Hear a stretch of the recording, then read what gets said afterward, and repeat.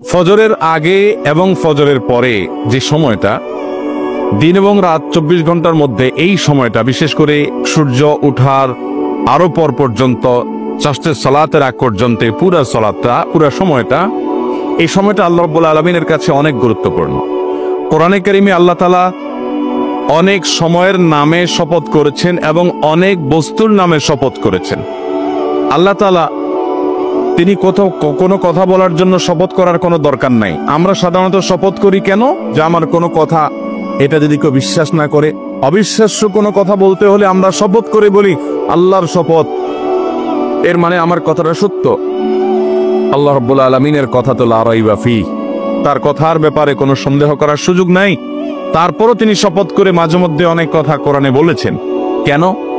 যেন আমরা বুঝতে পারি যে যে কথা আল্লাহ তাআলা শপথ করে বলেছেন ওই কথাটা এত গুরুত্বপূর্ণ যে আমরা সাধারণত বললে শপথ করা ছাড়া বলতাম না।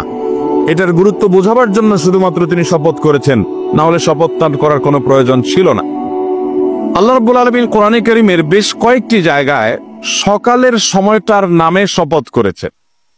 অনেক জায়গা, আপনি অবাক হবেন, কোরআনে কারীমের এক দুই জায়গা নয়, বেশ অনেকগুলো জায়গায় আল্লাহ রাব্বুল আলামিন এই একটি সৃষ্টির নামে শপথ করেছেন।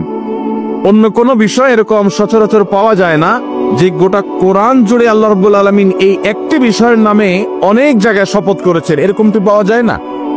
কিন্তু সকালবেলার যে সময়টা, ভোরবেলার যে সময়টা, এই সকালের সময়টা এটা এত গুরুত্বপূর্ণ আল্লাহর কাছে যে আল্লাহ তাআলা কোরআনে কারীমে বিভিন্ন জায়গায় বিভিন্নভাবে বিভিন্নবার এই টাইমটার নাম ধরে শপথ করেছেন। তার মানে এই টাইমটার বিশেষ গুরুত্ব আল্লাহ তাআলার কাছে। আর নবী করিম সাল্লাল্লাহু আলাইহি সাল্লাম দোয়া করেছেন, আল্লাহুম্মা বারিক লি উম্মতি ফি বুকুরিহা, আল্লাহ আমার উম্মতকে আপনি সকালের এই সময়টাতে বারাকা দান করেন। নবী সাল্লাল্লাহু আলাইহি সাল্লাম নিজে বরকতের দোয়া করেছেন আমাদের জন্য। কোন সময়ে? সকালের সময়। অতএব মোহতারাম হাজরিন, একজন ইমানদারের কাছে দিন এবং রাত 24 ঘন্টার মধ্যে বিশেষ তাৎপর্য এবং গুরুত্বপূর্ণ সময় হলো সকালের সময়টা। এজন্য এই সকালের সময়টাতে আল্লাহ রাব্বুল আলামিন আমাদেরকে অনেকগুলো কর্মসূচি দিয়েছেন, অনেকগুলো ডিউটি ইসলামে দেয়া হয়েছে। তার ভিতরে সবচেয়ে বড় ডিউটি হলো ফজরের সালাত জামাতের সাথে পুরুষরা আর মহিলারা বাসায় ওয়াক্ত মতো সুন্দর করে আদায় করা। এটা হলো সকালের সবচেয়ে প্রধান ডিউটি। অথচ সকালের এই আমলটা আমাদের সমাজে বেশিরভাগ মুসলমানদের জানা করাটা কঠিন হয়ে যায়। ঠিক কিনা বলেন? ফজর নামাজ পড়াটা কি সহজ হয় না কঠিন হয়? অথচ আল্লাহ রাব্বুল আলামিন ফজরের নামাজ পড়াটাকে আমাদের জন্য সুন্নত করেছেন না নফল? এই ফরজটা শুধু সাধারণ ফরজ নয়। নবী করিম সাল্লাল্লাহু আলাইহি সাল্লাম বলেছেন, ফজরের নামাজে উপস্থিত হতে পারা এটা মুনাফিকদের জন্য খুব কষ্টকর হয়। আল্লাহর খাতায় কারা কারা মুসলমান আমরা নিজেরটা নিজে জানি না। আমি তো নিজেকে মুসলমান দাবি করি, কিন্তু আল্লাহর কাছে আমি মুসলমান হিসাবে অ্যাকসেপ্টেড হতে পেরেছি কিনা, লিস্টেড হতে পেরেছি কিনা, তালিকাভুক্ত হতে পেরেছি কিনা এটা আমি জানি না। তবে কিছু মার্কা আছে আল্লাহর কাছে, যাদের মুসলমান হিসাবে যাদের নাম লেখা আছে তাদের কিছু কি আছে। এর ভিতরে সবচেয়ে বড় মার্কাগুলোর একটা হলো ফজরের নামাজ আপনি পড়তে পারেন প্রতিদিন জামাতের সাথে। এটা মুসলমান আল্লাহর কাছে থাকার, আপনার লিস্টে নাম থাকার একটা মার্কা। আর যাদের ফজর নামাজ জামাতের সাথে পড়া হয় না, এটা তারা পারেন না, চেষ্টা করেও হয় না, তারা মাহরুম, তারা বঞ্চিত, তারা কপাল পোড়া যে ফজর নামাজ তারা জামাতের সাথে আদায় করতে পারেন না। এই লোকগুলো মুনাফিকের মার্কা তাদের মধ্যে আছে। তাদের ইস্তিগফার করে দ্রুততার সাথে নিজেকে পরিবর্তন করার সংকল্প করতে হবে। তাহলে ফজর নামাজ জামাতের সাথে পড়বো তো ইনশাআল্লাহ। নবী করিম সাল্লাল্লাহু আলাইহি সাল্লাম বলেছেন, ফজরের সালাত আদায় করার জন্য যারা আলো আধারের মধ্যে বাসাবাড়ি থেকে বের হয়ে চলে যায়, আল্লাহ রাব্বুল আলামিন কিয়ামতের ময়দানে ভয়াবহ অন্ধকারের শাস্তি হবে একটা পিরিয়ডে। কিয়ামতে যে শাস্তি হবে তার একটা সময় থাকবে ভয়ঙ্কর অন্ধকার, গুটগুটে অন্ধকার। এই গুটগুটে অন্ধকারের মধ্যে আল্লাহ রাব্বুল আলামিন দুনিয়াতে ফজরের নামাজ যারা আদায় করার জন্য মসজিদ থেকে আলো আধারের মধ্যে বের হয়ে, বাসা থেকে বের হয়ে মসজিদে চলে গেছে, এই কষ্ট করে আরামের ঘুমকে হারাম করে মসজিদে গিয়ে যারা ফজর নামাজ আদায় করে, কিয়ামতের ভয়াবহতম দিনে এই ভয়ঙ্কর অন্ধকারের শাস্তি থেকে আল্লাহ তাআলা তাদেরকে মাফ করবেন। তারা আলো পাবে সেদিন, তাদেরকে আল্লাহ তাআলা অন্ধকারে রাখবেন না। এই জন্য ফজর নামাজ আদায় করবো তো ইনশাআল্লাহ। এটা ইমানদারের মার্কা, মুসলমানের মার্কা। আর ফজর নামাজ পড়তে না পারা এটা মুনাফিকের মার্কা। অতএব মুনাফিকের মার্কা পরিহার করবো তো ইনশাআল্লাহ। সকালের এই সময়টা আল্লাহ তাআলার কাছে অতীব গুরুত্বপূর্ণ ভাইরা। সেজন্য এই সময়ের সবচেয়ে বড় কর্মসূচি হলো ফজরের সালাতটা ঠিক মতো আদায় করা। নবী করিম সাল্লাল্লাহু আলাইহি সাল্লাম বলেছেন, যে ব্যক্তি ভোর রাতে ঘুম থেকে উঠে আরামের ঘুম হারাম করে, অনেক কষ্ট হয় কিন্তু কষ্ট উপেক্ষা করে সে উঠে, এবং দেখবেন বিশেষ করে শীতের সময়, অবশ্য শীতের সময় শয়তান এক আইটেম দেয়, গরমের সময় আরেক আইটেম হানিয়ে হাজির হয়। শীতের সময় শয়তান বলে এত আরামের ঘুম, মাত্র কম্বলটা গরম হয়েছে, এখন এই কম্বল ফেলে উপরে বাইর হলে ঠান্ডা শেষ হয়ে যাব, পানিও ঠান্ডা, বাহিরেও ঠান্ডা, মসজিদের পথে যেতেও শীত লাগবে, কষ্ট হবে, শয়তান উঠতে দেয় না। আর গরমের দিনে শয়তান তো আর ঠান্ডার কথা বলতে পারে না, গরমের দিনে বলে যে যেহেতু রাতটা ছোট, মাত্র শুইলাম, ঘুমটাতে এখনো পুরে নাই, আরেকটু শুই। এভাবে শয়তান ধোকা দেয় কি দেয় না? নবী করিম সাল্লাল্লাহু আলাইহি সাল্লাম বলেছেন, শয়তানের সাথে এই লড়াইয়ে যারা টিকতে পারে, জিততে পারে, যাদের ঈমানের শক্তি আছে, যারা আল্লাহর উপর তাওয়াক্কুল করে আল্লাহকে খুশি করবার জন্য সব কম্বল ফেলে রেখে যারা উঠে যায়, এবং ফজর নামাজ যে পুরুষরা মসজিদে গিয়ে জামাতের সাথে আদায় করে, নবী আলাইহিস সালাম বলেছেন, ফাসবাহা নাশীতান নাফস, এই ব্যক্তি তাকে আল্লাহ রাব্বুল আলামিন এত ফ্রেশ করে দেন যে দিনটা তার হাসি খুশিতে যায়, ফ্রেশ মোডে থাকে, বরকত তার জীবনে চেয়ে লাভ করে। কারণ নবী সাল্লাল্লাহু আলাইহি সাল্লাম বরকতের দোয়া তার জন্য করেছেন। এজন্য ফজর নামাজ জামাতের সাথে পড়বো তো ইনশাআল্লাহ। আর যদি ফজর নামাজ কেউ না পড়ে, 7টা 8টা 9টায় ঘুম থেকে উঠে, নবী করিম সাল্লাল্লাহু আলাইহি সাল্লাম বলেছেন, এই ব্যক্তি কাসলান, অলস, শরীরটা মেজমেজ করে। খেয়াল করে দেখেন, 7টা 8টা 9টায় যদি কখনো কোনো কারণে যদি ঘুম আপনি ভারী হয়ে যায়, ফজর নামাজ পড়তে না পারেন, দেখবেন আপনার ভিতরে ফ্রেশ লাগছে না, আনফ্রেশ লাগবে, নোংরা একটা ভাব লাগবে। আর যদি ফজর নামাজ জামাতের সাথে পড়তে পারেন, রাত 2টায় শুয়েও যদি ফজর নামাজ জামাতের সাথে পড়েন, ওযু করে নামাজ পড়ে যখন মসজিদ থেকে বাসার দিকে আসবেন, তখন দেখবেন আপনার কাছে ফ্রেশ মুড লাগছে। যারা ফজর নামাজ পড়েন নিয়মিত, তারা জানেন যে মনটা কত খুশি খুশি লাগে, কত ভালো লাগে। সকালের হাওয়া খেতে খেতে তারা বাড়ির দিকে আসেন, এবং এই সময়টাতে আল্লাহ রাব্বুল আলামিন প্রচুর পরিমাণে বারাকা দান করেন। এজন্য ভাইরা আমার, আমাদের জীবনে আমরা কখনো ফজরের নামাজ জামাতে পড়া ত্যাগ করব না ইনশাআল্লাহ। আপনি যদি একটা সমাজের এলিট শ্রেণীর মুসলমান দেখতে চান, অর্থাৎ আল্লাহর খাতায় যারা মুসলমান হিসেবে অনেক আপার ক্লাসের মুসলমান, যারা অনেক উঁচু শ্রেণীর মুসলমান, অনেক উন্নত মানের মুসলমান, এবং জান্নাতি হিসাবে যাদের মর্যাদা অনেক উপরে, এরকম পিওর এবং খাঁটি নির্ভেজাল ক্রিম মুসল্লি যদি দেখতে চান একটা সমাজের, তো দেখবেন ফজর নামাজের জামাতে কারা হাজির হয়। অন্য অনেক নামাজ অনেকে পড়তে পারে, কিন্তু ফজর নামাজ সবার পড়া নসিবে। অতএব আমরা ফজর নামাজ জামাতের সাথে পড়বো তো ইনশাআল্লাহ। ফজর নামাজ জামাতের সাথে পড়ার জন্য আপনাকে একটা কাজ অবশ্যই করতে হবে, সেটা হলো রাতে তাড়াতাড়ি ঘুমাইতে হবে। অতএব মোবাইলের টিপাটিপি এটা নিয়ন্ত্রণ করে ফেলতে হবে। এশার নামাজের পরে আর কোনো মোবাইল টিপাটিপি করা যাবে, এটাকে নিয়ন্ত্রণ করে ফেলতে হবে। দরকারি কোনো কাজ থাকলেও খুব দ্রুততার সাথে সেরে শোয়ার পরে আর এই মোবাইলের মুনাজাত দেওয়া যাবে। মোবাইল দিয়ে 2 হাত দিয়ে ধরে ধরে যেভাবে মোবাইল টিপেন, মনে হয় যে মোবাইল দিয়ে মুনাজাত দিচ্ছেন। এই মোবাইলের মুনাজাত যদি আপনি করেন রাত 12টা 1টা 2টা পর্যন্ত শুয়ে, তাহলে ফজর নামাজ পড়াটা সহজ হবে না কঠিন হবে? অতএব ফজর নামাজ আমরা জামাতের সাথে পড়ার নিয়ত করলাম তো ইনশাআল্লাহ। নবী করিম সাল্লাল্লাহু আলাইহি সাল্লাম সকালের এই সময়টাকে এত গুরুত্ব দিতেন যে নবী সাল্লাল্লাহু আলাইহি সাল্লাম ফজরের পরে নিজ জায়গায় বসে জিকির, আজকার, তাসবিহ তিলাওয়াত করার জন্য উৎসাহ দিতেন। সকাল সন্ধ্যায় অনেকগুলো তাসবিহ আছে, কোরআনে আল্লাহ তাআলা বলেছেন সকালে তাসবিহ পেশ করার জন্য, জিকির করার জন্য, আল্লাহ স্মরণ করার জন্য।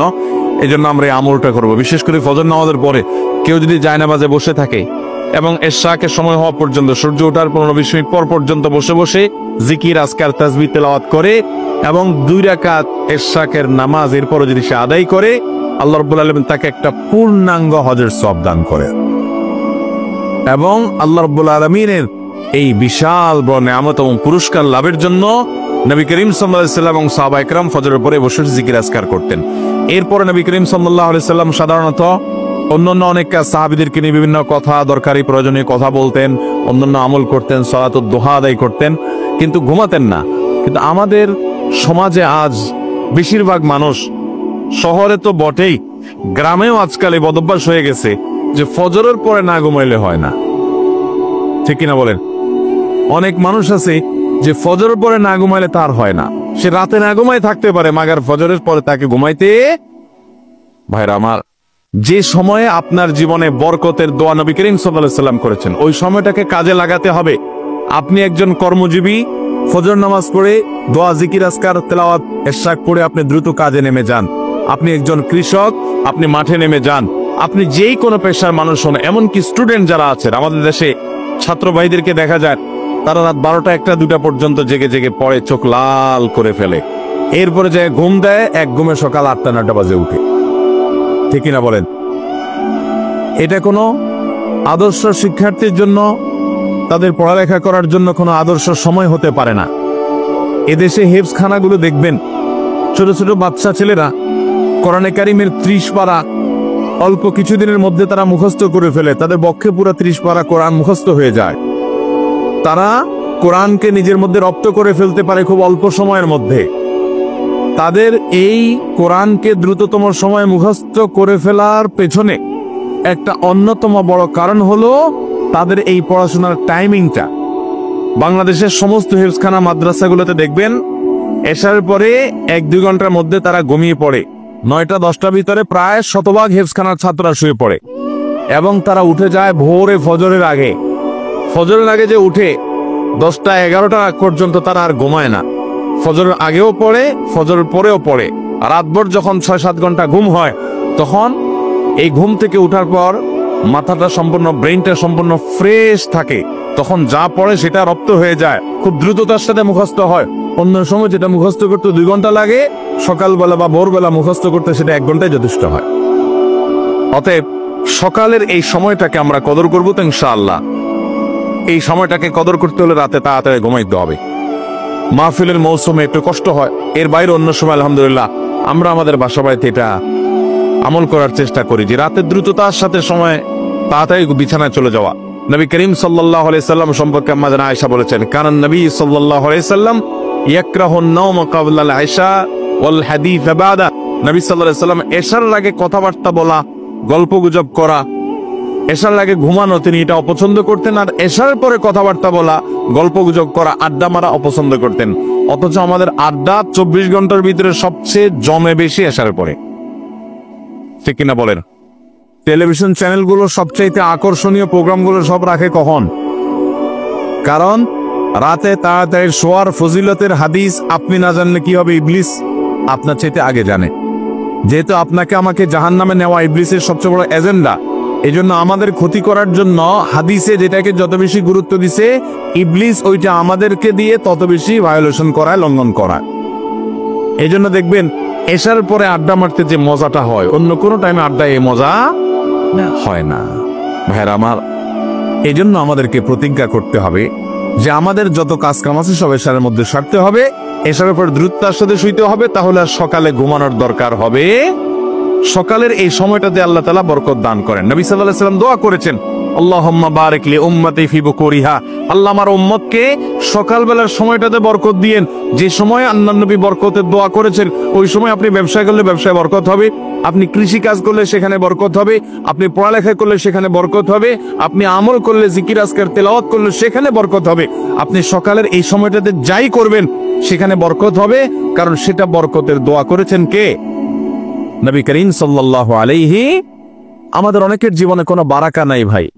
জীবনে বারাকা না থাকার অন্যতম একটা কারণ হলো এই সকালের সময়টাকে অলস ঘুমিয়ে কাটানো। বরকতের সময়টাই যদি আমি অলসভাবে ঘুমিয়ে কাটিয়ে দিই, তাহলে সেক্ষেত্রে আমার জীবনে বারাকা করতে থেকে আসবে। এই জন্য আমাদের লাইফস্টাইলটা চেঞ্জ করতে হবে।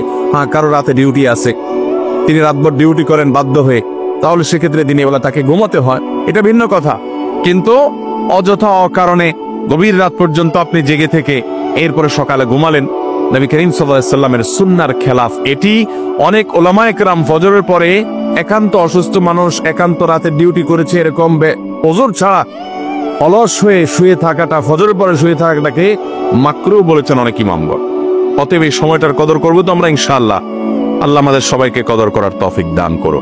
তাহলে আজকের এই মাহফিল থেকে আমরা এই আমলটা নিয়ে যাব যে সকালে আমরা ঘুমাবো না। আমাদের বাচ্চাদেরকে, ছেলে মেয়েদেরকে, পরিবারের সদস্যদেরকে, আমাদের সবাইকে আমরা অভ্যস্ত করব, উৎসাহ দিব যে নবী করিম সাল্লাল্লাহু আলাইহি ওয়াসাল্লাম সকালের সময়টার জন্য দোয়া করেছেন, ওই সময়টাকে কাজে লাগাতে হবে। ওই সময়টা ঘুমিয়ে কাটানো যাবে না, আর ঘুমাতে হবে রাতে। আর রাতের ঘুম স্বাস্থ্যের জন্য ভালো, রাতের ঘুম স্বাস্থ্যের জন্য ভালো। দিনের ঘুম, বিশেষ করে সকালবেলার ঘুম, স্বাস্থ্যের জন্য ভয়ঙ্কর খারাপ। সুবাহ কে হাওয়া হাজার বিমারিও কি দাওয়া। সকালের যে নির্মল বাতাস, আপনি যদি ঘুমান তাহলে সেই বাতাস থেকে আপনি মাহরুম হবেন। বিদায় এই সময়টাতে কাজে লাগতে হবে, কাজ করতে হবে, জিন্দেগিতে বরকত চাইলে। চেষ্টা করবো তো ইনশাআল্লাহ। আর সকালের সবচেয়ে বড় কাজ, অন্য কোনোটা করতে পারেন বা না পারেন, সবচেয়ে বড় কাজ হলো ফজর নামাজ আদায় করা। আপনি যদি ঘুমানো বড় কোনো গুনাহ হবে না, কিন্তু ফজর নামাজ যদি না পড়েন আর তখন যদি আপনি শুয়ে থাকেন, তাহলে আপনি মুসলমান নিজেকে দাবি করার ইখতিয়ার বা অধিকার আপনার থাকে। অতএব ফজরের সালাত ইনশাআল্লাহ জামাতের সাথে পড়বো তো ইনশাআল্লাহ। কারা কারা নিয়াত করছেন হাত তোলেন দেখি। আল্লাহ আমাদের সবার হিম্মতগুলো আপনি কবুল আর মঞ্জুর করেন। আল্লাহ আমাদের সবাইকে ফজর নামাজ জামাতের সাথে আদায় করার তৌফিক দান করুন। আল্লাহ মৃত্যু পর্যন্ত ফজর নামাজের জামাতে হাজির হওয়ার তৌফিক দান করুন। জাযাকুমুল্লাহু খায়রা ওয়া আখিরু দাওয়ানা আলহামদুলিল্লাহি রাব্বিল আলামিন।